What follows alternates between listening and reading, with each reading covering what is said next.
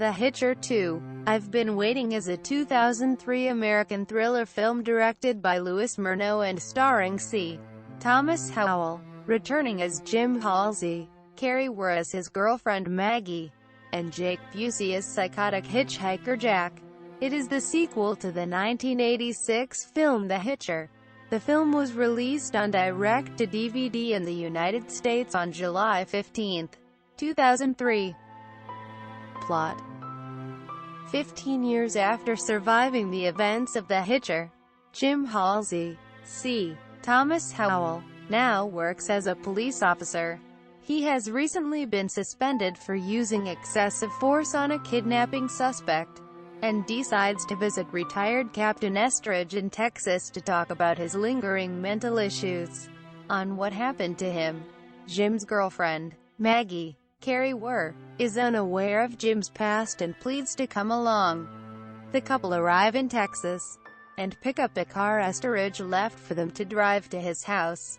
The drive on the lonely road triggers Jim's PTSD, and when they see an RV that has been run off the road, blood dripping through the door, Jim refuses to stop and help. Soon, a motorcycle speeds past them and crashes.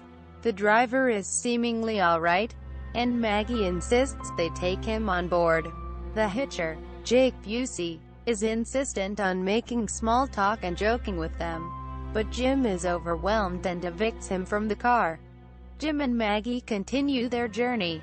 They are eventually pulled over by a cop, but have been also followed by the Hitcher, who has hijacked an 18-wheeler truck and killed its driver.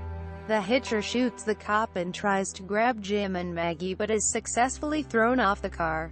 When they escape, the couple arrive at the Estridge residence late at night, but the captain and his wife have been killed by the Hitcher. Jim and Maggie find themselves caught in a shootout between the Hitcher, who is in the hayloft of the barn, and the local police, who have arrived on the scene. During the melee, Jim pushes Maggie out harm's way and is shot by the Hitcher. Maggie manages to escape in her car, but Jim dies, his last words being to tell her to kill the Hitcher. Maggie falls asleep in the desert. When she wakes up, she is knocked unconscious and put inside an abandoned water tower that is on the verge of collapsing. The Hitcher taunts her and then leaves, but Maggie manages to escape and use the 18-wheeler from earlier in the film to get away.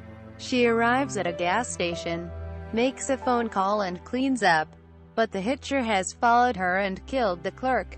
The Hitcher intends to frame Maggie for all the killings that have happened, and as part of this plan cuts off his own finger. The police arrive at the gas station. The Hitcher spins his story and Maggie is arrested. She is transported by the sheriff's van, but during the journey the vehicle is knocked on its side by an excavator.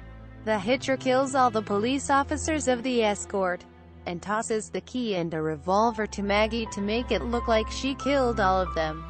Maggie and the Hitcher have a final showdown, where the Hitcher drives a stolen tanker truck and Maggie pilots a mail carrier plane from a nearby airfield. She is shown to have a crop dusting business earlier in the film. Maggie kamikazes the plane into the truck, but manages to escape the ensuing explosion. Maggie finds the unconscious Hitcher and ties him to the truck. When he wakes up, realizing he is trapped, pleads for mercy, Maggie ignoring his pleas and prepares to finish him. But before Maggie can execute him, the police show up again. Knowing that his could be his only chance for escape, the Hitcher yells that Maggie is trying to kill him. The police believe him and they free the Hitcher and shoot Maggie in the leg as she attempts to enter the truck's cab. Once free, the Hitcher kills the cops.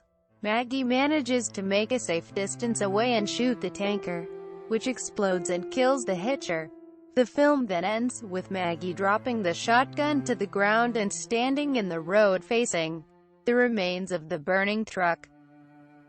Cast: